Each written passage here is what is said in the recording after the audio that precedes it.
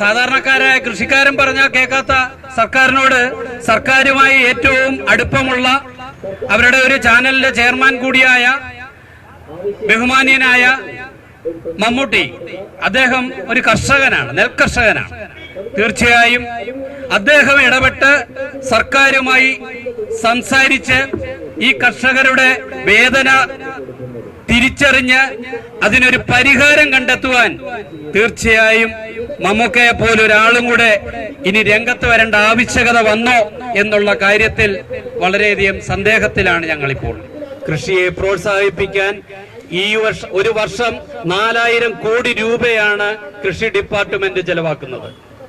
ഇന്ന് വരെ ഏതാണ്ട് 10-30 വർഷങ്ങൾക്ക് മുമ്പ് കണ്ടുപിടിച്ച ഒരു വിത്തല്ലാതെ ഒരു നല്ല വിത്ത് കണ്ടുപിടിച്ചു തരുവാൻ നിങ്ങൾക്ക് സാധിക്കുന്നില്ല.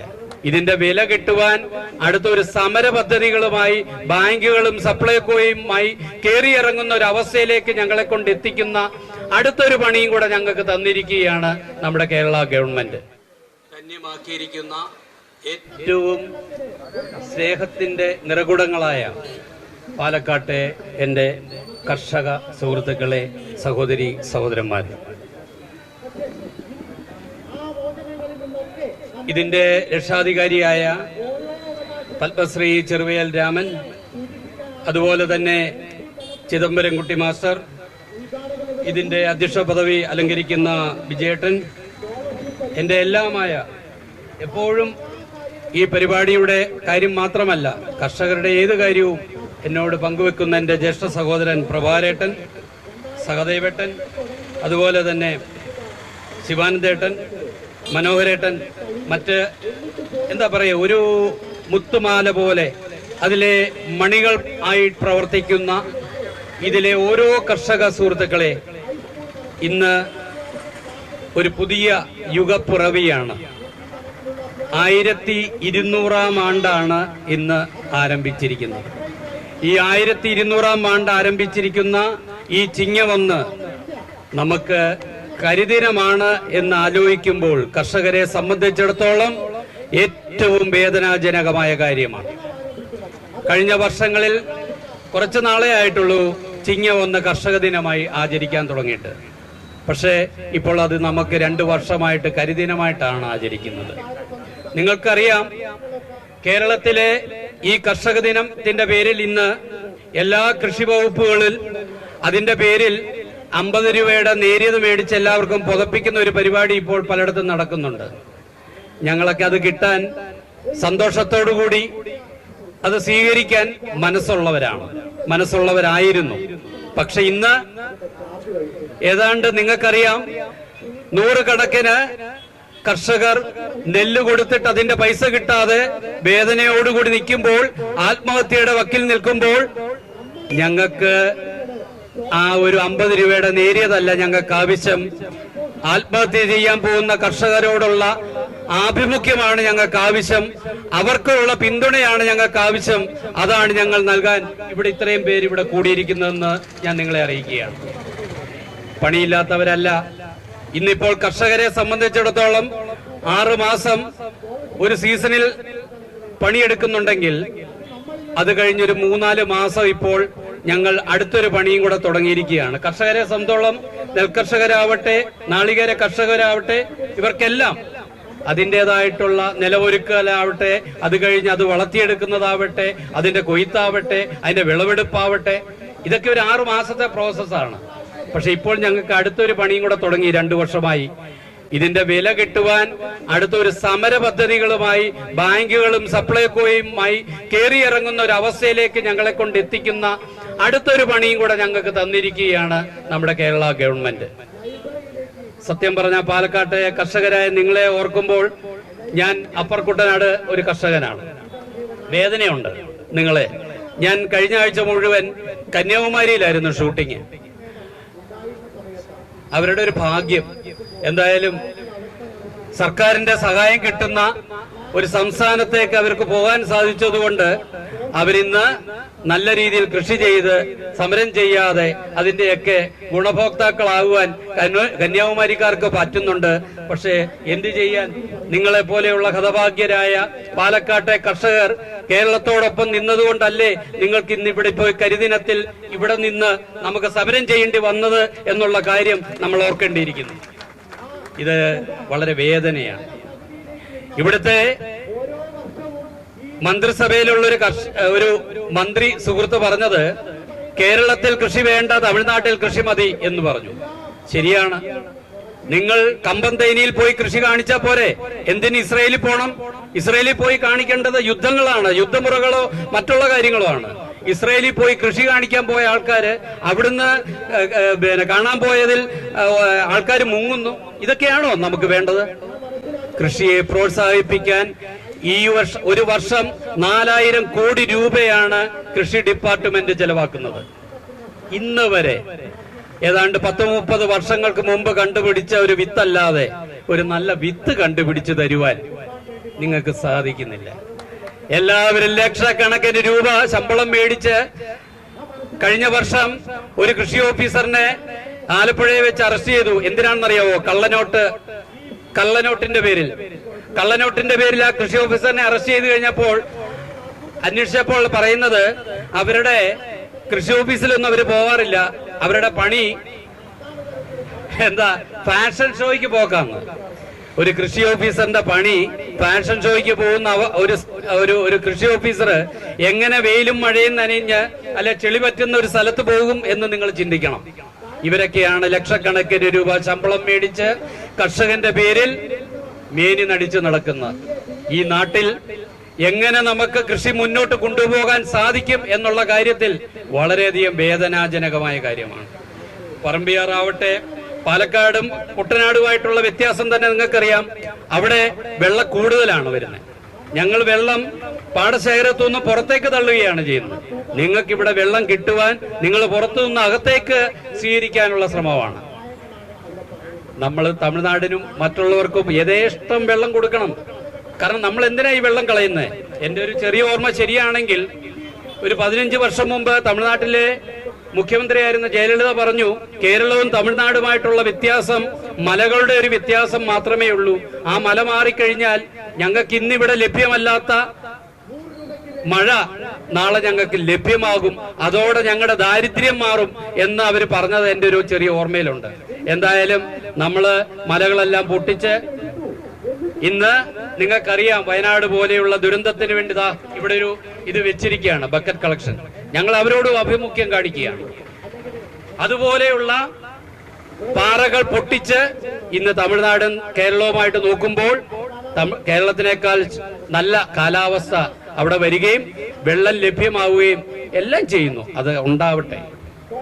പക്ഷെ മലയാളിയായ നമ്മുടെ നാടിന്റെ ഓരോ ജീവനായിട്ട് പ്രവർത്തിക്കുന്ന കർഷകർക്ക് ഒരു അഭിമാനമാകാവുന്ന രീതിയിലുള്ള പ്രവൃത്തി ചെയ്യുന്ന കർഷകരെ ധിക്കരിച്ചുകൊണ്ട് തിരസ്കരിച്ചുകൊണ്ടുള്ള മുന്നോട്ടുള്ള പ്രയാണം അത്ര ശുഭകരമല്ല എന്ന് കഴിഞ്ഞ പാർലമെന്റ് തെരഞ്ഞെടുപ്പ് ആലപ്പുഴയിലെയും മാവേലിക്കരയിലെയും പാലക്കാട്ടെയും എല്ലാം തെരഞ്ഞെടുപ്പിന്റെ ഫലം കുറച്ചെങ്കിലും കർഷകർ കാണിച്ചു കൊടുത്തു എന്നുള്ളത് ഒരു ശുഭ സൂചനയാണ്.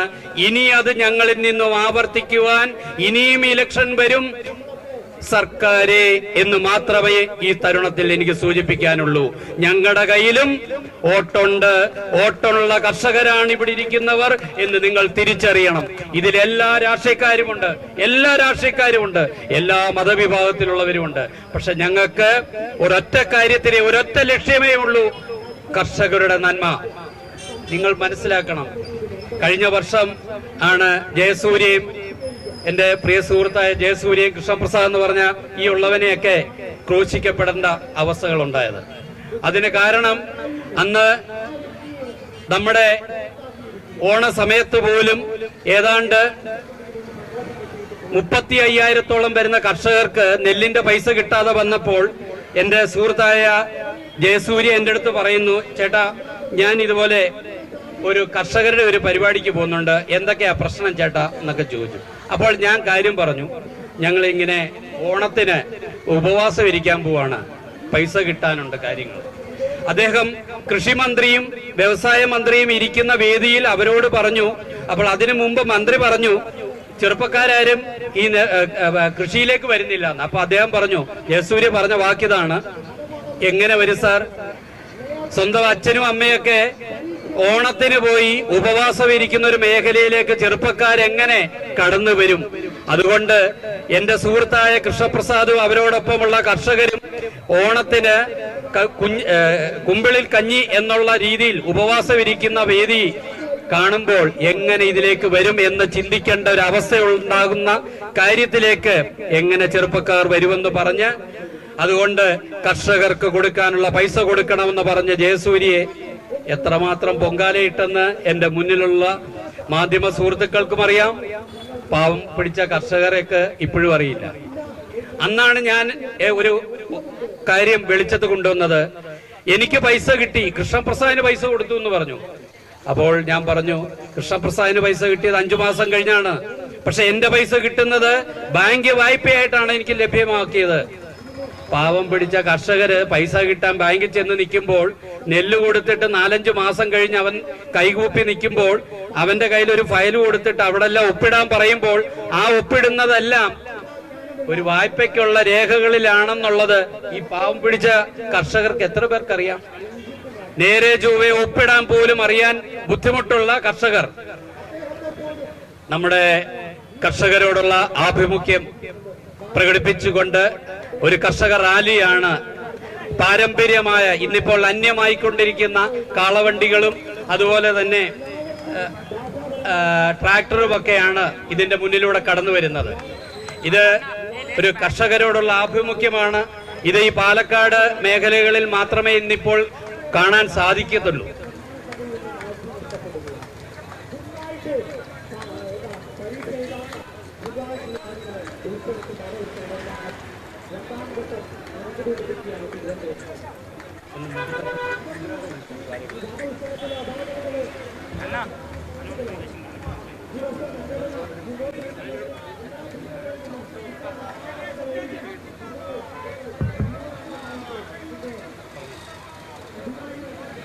കർഷക സംരക്ഷണ സമിതി സിന്ദാബാദ്, കർഷക സംരക്ഷണ സമിതി സിന്ദാബാദ്, റിലേ സത്യാഗ്രഹം സിന്ദാബാദ്, റിലേ സത്യാഗ്രഹ സമരം സിന്ദാബാദ്, കർഷക സംരക്ഷണ സമിതി സിന്ദാബാദ്, കർഷക സംരക്ഷണ സമിതി സിന്ദാബാദ്, റിലേ സത്യാഗ്രഹ സമരം സിന്ദാബാദ്, റിലേ സത്യാഗ്രഹ സമരം സിന്ദാബാദ്.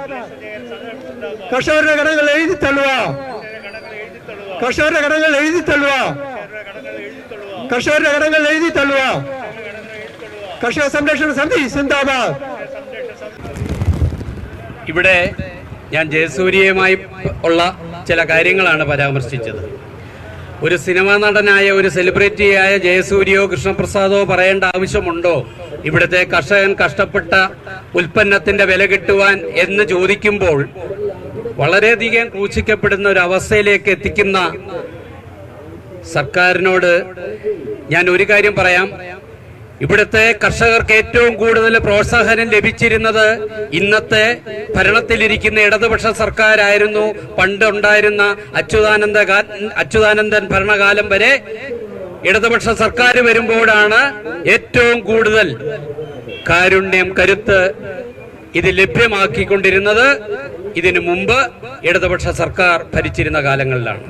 എന്തുകൊണ്ടാണ് ഇന്ന് ഇടതുപക്ഷ സർക്കാർ ഈ ഭരിക്കുന്ന 2ാം ടൈമായിട്ട് പോലും എന്തുകൊണ്ടാണ് പാവം പിടിച്ച കർഷകന്റെ വേദന മനസ്സിലാക്കി അവർക്ക് കഷ്ടപ്പെട്ടതിന്റെ മൂല്യം നിങ്ങൾക്കറിയാം? കഴിഞ്ഞ 3 വർഷമായി കേന്ദ്ര സർക്കാർ വർദ്ധിപ്പിക്കുന്ന പൈസ ഇവിടെ കുറയ്ക്കുകയാണ് ചെയ്യുന്നത്. ഏതാണ്ട് 3 രൂപ 45 പൈസ കേന്ദ്ര സർക്കാർ വർദ്ധിപ്പിച്ചപ്പോൾ ഞങ്ങൾക്ക് ഇവിടെ ലഭ്യമാകുന്നത് 28 രൂപ 20 പൈസയാണ് ഇപ്പോഴും ലഭ്യം.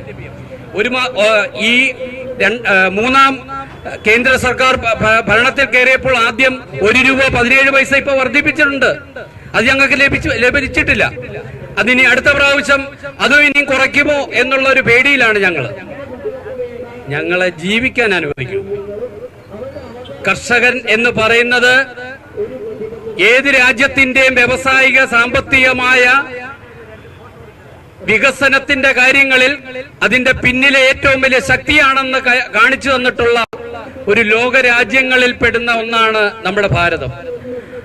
സാമ്പത്തികമായ ബുദ്ധിമുട്ടുകൾ പല പ്രാവശ്യങ്ങൾ ലോകരാജ്യങ്ങളിൽ ഉണ്ടായപ്പോഴും അതിന്റെയൊക്കെ മുന്നിൽ നമുക്ക് പിടിച്ചു നിൽക്കാൻ പറ്റിയത് സ്വയം പര്യാപ്തതയോടുകൂടിയുള്ള ഒരു കാർഷിക സമ്പത്ത് നമ്മുടെ ഭാരതത്തിനുണ്ടായി എന്നുള്ളതാണ്. അതുകൊണ്ട് ഇന്നും ഭാരതത്തിലെ മറ്റുള്ള സംസ്ഥാനങ്ങൾ നമുക്ക് നൽകുന്ന ആനുകൂല്യങ്ങൾ നമുക്ക് എപ്പോഴും ലഭ്യമാകും എന്ന് കണ്ട് അന്യ സംസ്ഥാനത്തെ കണ്ട് നമ്മളിവിടെ മേളിലോട്ട് നോക്കി നിൽക്കാതെ ഇനി എനിക്കൊരു കാര്യം കൂടെ നിങ്ങൾ എല്ലാവരോടും തിരിച്ചറിയാൻ വേണ്ടി പറയുകയാണ്. ഇന്നിപ്പോൾ കർഷകരായ ഇനിയിപ്പോ കൃഷ്ണപ്രസാദോ ജയസൂര്യോ പറഞ്ഞിട്ട് കാര്യമില്ല എന്ന് തോന്നുന്നു. ഇനിയുള്ളൊരു വലിയൊരു സെലിബ്രിറ്റി ഉണ്ട് ഞങ്ങളുടെ കൂടെ. അദ്ദേഹം ഒരു കർഷകനാണ്. എന്നെ കാണുമ്പോഴെല്ലാം കൃഷിയെ പറ്റിയൊക്കെ സംസാരിക്കാറുണ്ട്. അങ്ങനെ ഉണ്ടെങ്കിൽ ഒരു കാര്യം അദ്ദേഹം ഇനിയും ചെയ്യണം. കാരണം സാധാരണക്കാരായ കൃഷിക്കാരൻ പറഞ്ഞാൽ കേൾക്കാത്ത സർക്കാരിനോട് സർക്കാരുമായി ഏറ്റവും അടുപ്പമുള്ള അവരുടെ ഒരു ചാനലിന്റെ ചെയർമാൻ കൂടിയായ ബഹുമാനീയനായ മമ്മൂട്ടി, അദ്ദേഹം ഒരു കർഷകനാണ്, നെൽകർഷകനാണ്. തീർച്ചയായും അദ്ദേഹം ഇടപെട്ട് സർക്കാരുമായി സംസാരിച്ച് ഈ കർഷകരുടെ വേദന തിരിച്ചറിഞ്ഞ് അതിനൊരു പരിഹാരം കണ്ടെത്തുവാൻ തീർച്ചയായും മമ്മൂക്കയെ പോലൊരാളും കൂടെ ഇനി രംഗത്ത് വരേണ്ട ആവശ്യകത വന്നോ എന്നുള്ള കാര്യത്തിൽ വളരെയധികം സന്ദേഹത്തിലാണ് ഞങ്ങളിപ്പോൾ. അതുകൊണ്ട് മമ്മൂക്ക, താങ്കൾ ഇത് കേൾക്കുന്നുണ്ടെങ്കിൽ ഇപ്രാവശ്യം അമ്മയുടെ മീറ്റിങ്ങിന് അദ്ദേഹം ഇല്ലായിരുന്നു. ഉണ്ടായിരുന്നത് ഞാൻ പറഞ്ഞേനെ, തീർച്ചയായിട്ടും പറഞ്ഞേനെ. കാരണം ഇനി അതൊക്കെ ഉള്ള രക്ഷ.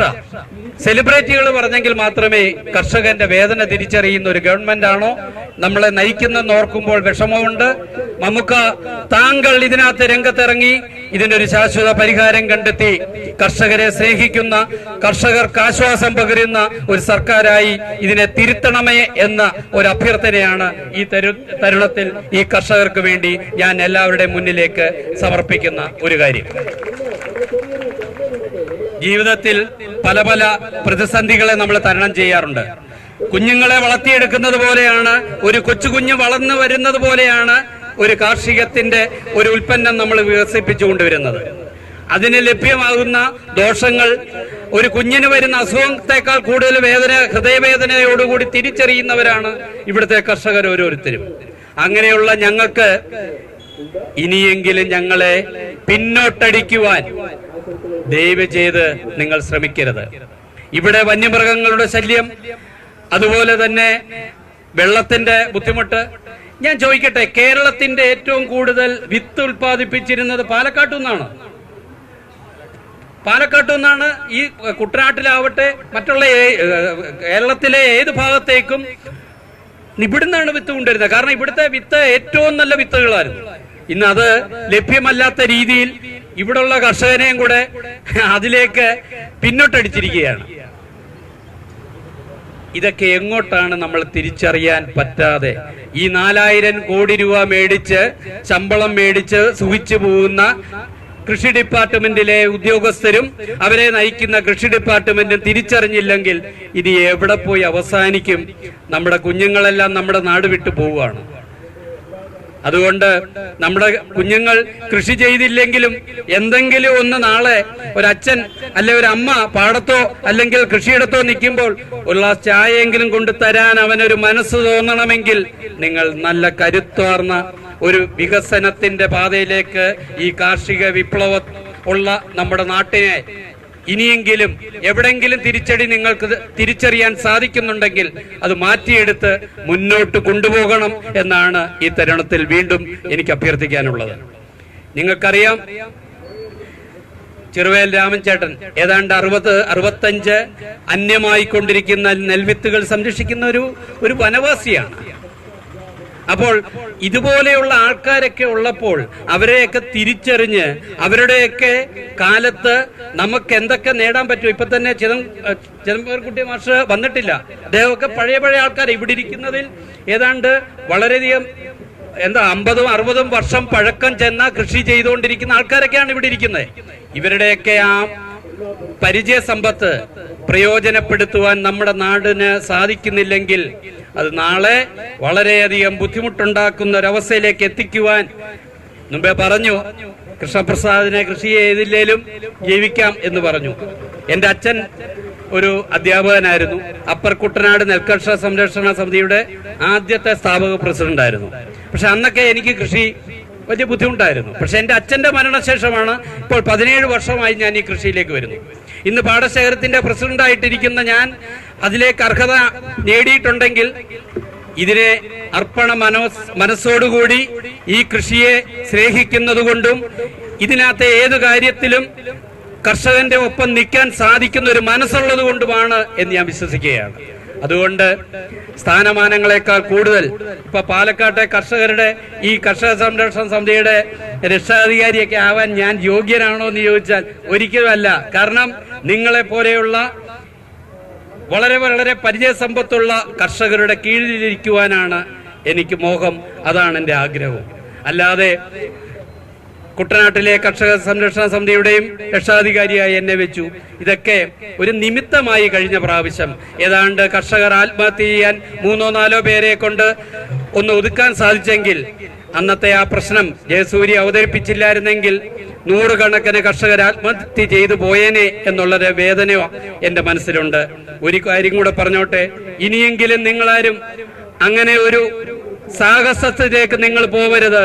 നിങ്ങളോടൊപ്പം ഈ പറഞ്ഞ കർഷക സംരക്ഷണ സമിതിയും കർഷകരെ സ്നേഹിക്കുന്ന ഒരുപിടി ജനങ്ങളും നിങ്ങളോടൊപ്പം ഉണ്ടെന്നുള്ള വിശ്വാസത്തിൽ ഒരു കാരണവശാലും സാമ്പത്തികമായ ബുദ്ധിമുട്ടുകൾ, കാർഷിക കടങ്ങൾ നിങ്ങൾക്ക് എത്രമാത്രം ഉണ്ടെങ്കിലും അതിനൊരു പരിഹാരമുണ്ടാക്കുവാൻ നമ്മുടെ സമിതിക്ക് സാധിക്കും എന്ന വിശ്വാസം വേണം. ഒരിക്കലും ജീവൻ അപായപ്പെടുത്തുവാൻ നിങ്ങൾ ശ്രമിക്കരുതേ എന്നുള്ള എളിയ അഭ്യർത്ഥനയോടെ ഇന്നത്തെ ഈ കർഷക സംരക്ഷണ സമിതിയുടെ റിലേ സത്യാഗ്രഹം ഉദ്ഘാടനം ചെയ്തു എന്ന് പറയുന്നത് ഒരു ഔചിത്യബോധത്തോടുകൂടി പറയാൻ സാധിക്കില്ല. ഇനിയും ഇങ്ങനെ ഒരു റിലേ സത്യാഗ്രഹം അടുത്ത ഒരു കർഷക ദിനത്തിലെങ്കിലും ഉണ്ടാവാതിരിക്കട്ടെ എന്ന പ്രാർത്ഥനയോടെ 1200-ാം ആണ്ട് കടക്കുന്ന ഈ ഒരു ചിങ്ങ 1-ന് നല്ലത് വരുവാൻ, നല്ലത് ചിന്തിക്കുവാൻ സർക്കാരിനും കർഷക സ്നേഹികൾക്കും സാധിക്കട്ടെ എന്ന അഭ്യർത്ഥനയോടെ ഇതിനെല്ലാവിധ ഭാവുകങ്ങളും നേർന്നുകൊണ്ട് ഇത് ഔപചാരികമായി ഉദ്ഘാടനം ചെയ്യുന്നു. നന്ദി, നമസ്കാരം.